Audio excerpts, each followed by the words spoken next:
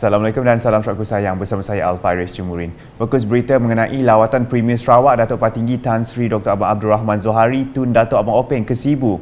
Berucap semasa merasmikan Sibu Digital Innovation Hub dan melancarkan SDEC Cloud di Sibu.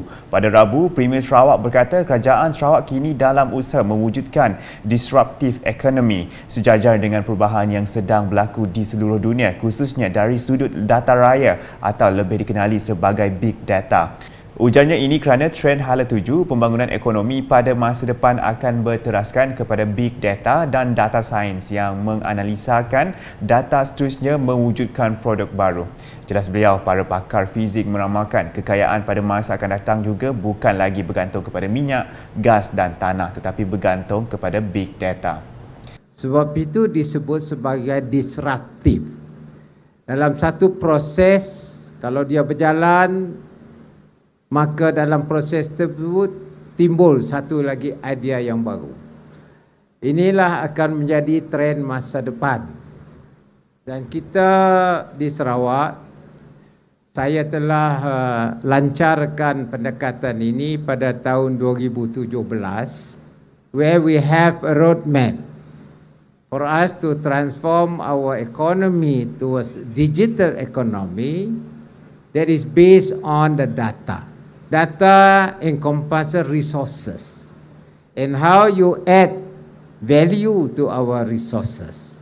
And one of the results of this trend is we form SMA as an authority that monitor the development of our digital infrastructure as well as our economy as SDEC, together with their sister organisation called Science. Tambah Datuk Patinggi Tan Sri Abang Zohari, Sibu Digital Hub ini dipercayai akan menjadi kemudahan untuk anak-anak Sarawak berkarya dan menganalisis apa sahaja data yang ada. Yang ini yang saya sebutkan sebagai startup yang boleh sedikit sebanyak membantu kita dalam kita membangunkan negeri kita. Satu daripada pendekatan untuk melatih bakat anak-anak muda ialah menerusi inkubator. Dan inkubator ini saya rasakan ada di hub ini, di mana kita gunakan high powered computer to analyze data yang ada dan kita startlah mulai action masuk tu apa jadi. So this is the area that we are in. Dalam majlis sama, Datuk Patinggi Tan Sri Abang Zohari menyaksikan sesi pertukaran Memorandum Persefahaman MOU di antara Perbadanan Ekonomi Digital Sarawak SDEC dan Huawei untuk program Spark Collaboration. Diikuti pertukaran MOU di antara Khalifs Digital Group Sendirian Berhad dan University of Technology Sarawak UTS. Turut diadakan penyampaian hadiah kepada pemenang pertandingan Digital Economy Mobilegraphy. Hadir sama Setiausaha Kerajaan Sarawak Datuk Sri Muhammad Abu Bakar Marzuki, Timbalan Menteri Pendidikan dan Inovasi Sarawak Dr. Anwar Rapai, Residen Bahagian Sibu Wong Hee Seng, Pengurus Besar SMA TS Dr. Zaidi Razak dan Ketua Pegawai Eksekutif SDEC Sudarsnoto Osman. Terdahulu, semasa berucap, Timbalan Menteri Pendidikan dan Inovasi Sarawak Dr. Anwar Rapai memberitahu Sibu Digital Innovation Hub akan menyediakan aktiviti kepada pelajar-pelajar tingkatan 1 menerusi program STEM 50, Sains, Teknologi, Kejuruteraan dan Matematik Dewan Undangan Negeri Tun Nangka.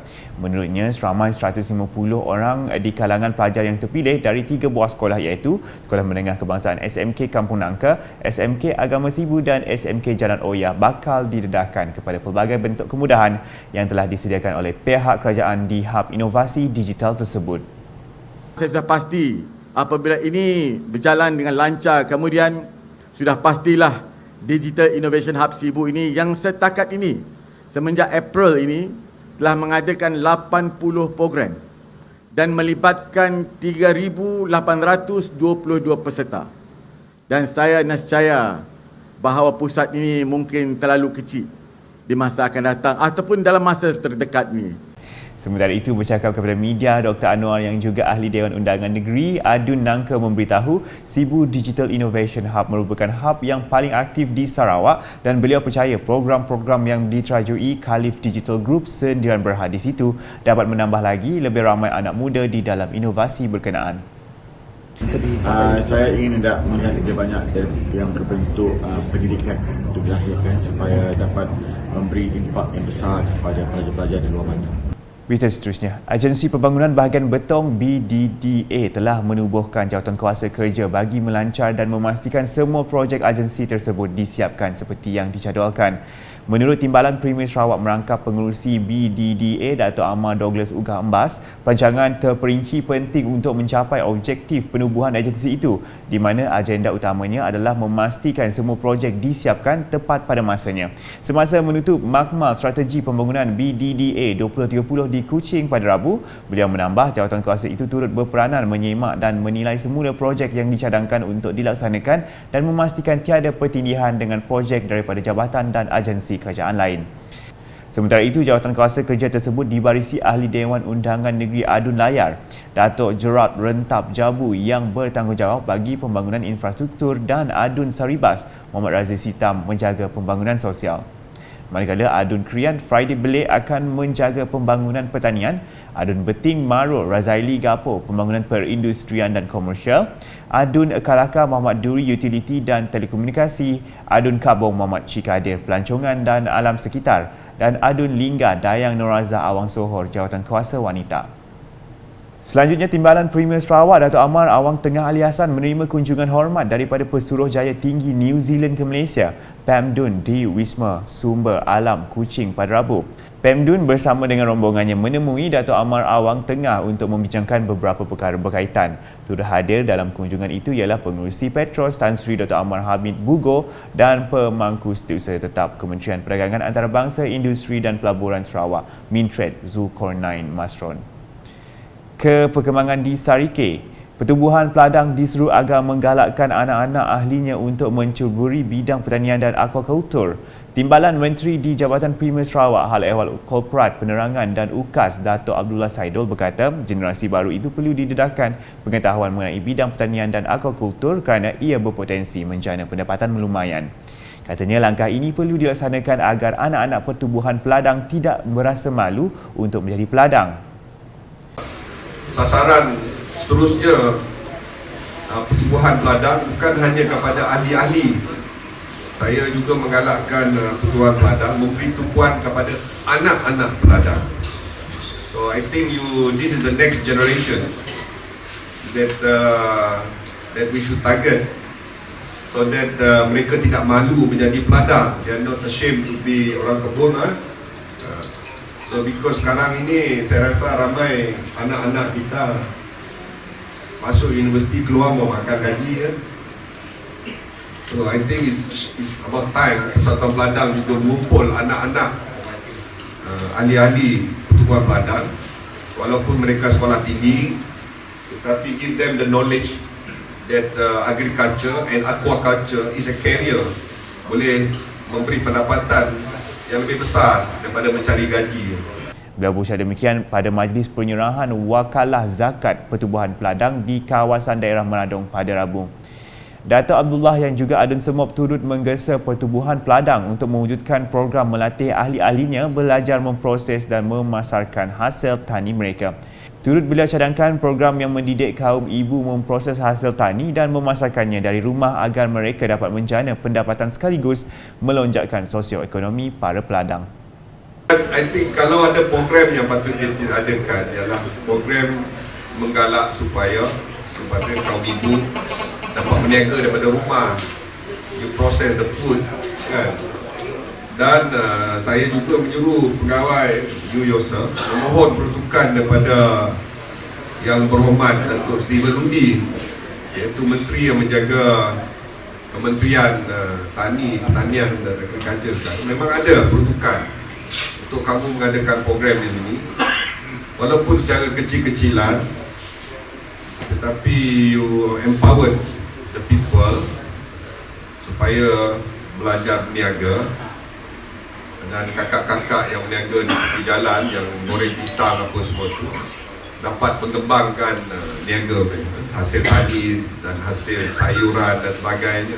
Dalam majlis sama, Dato' Abdullah turut menyerahkan geran projek kecil luar bandar MRP N42 Semop berjumlah keseluruhan RM39,000 kepada 8 penerima terdiri daripada jawatan kuasa Persatuan Ibu Bapa dan Guru PIBG dan kelab-kelab di sekitar Meradong.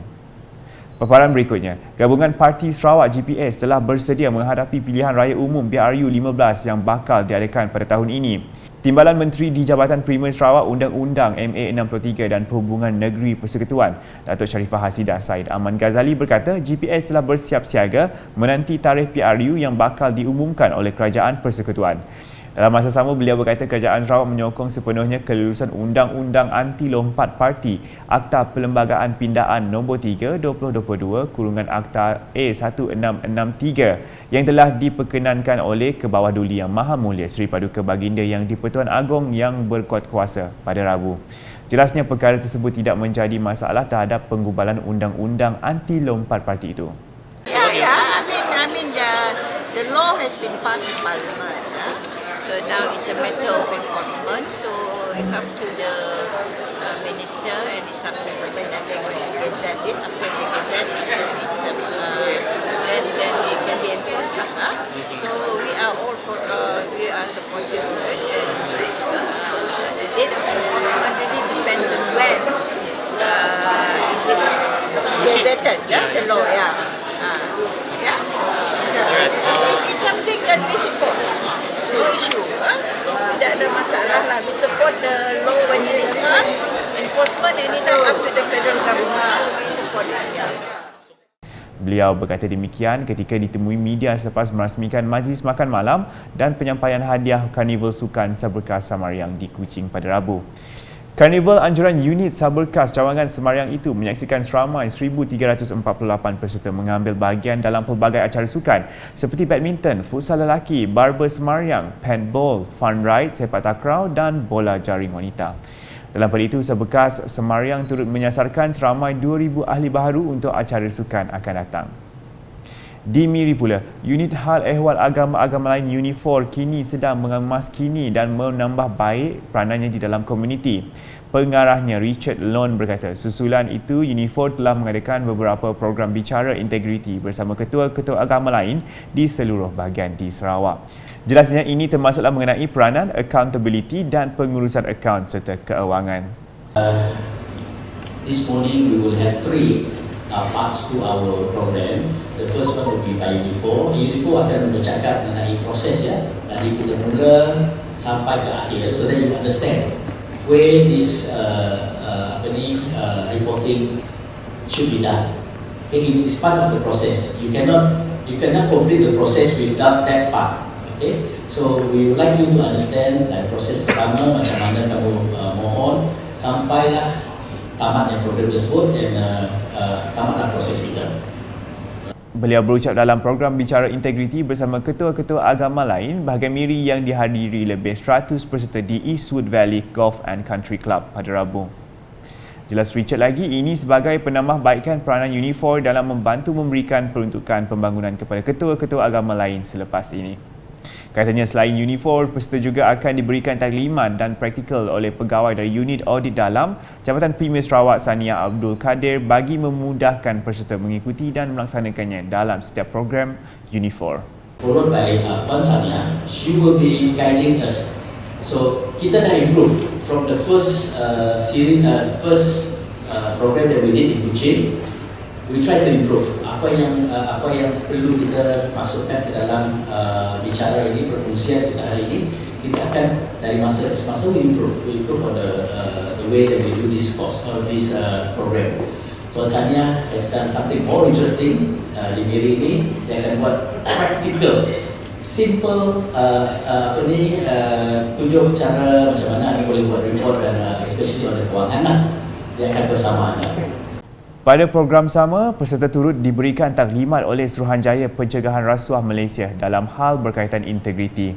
Antara ketua-ketua agama lain yang hadir pada program tersebut ialah seperti berikut.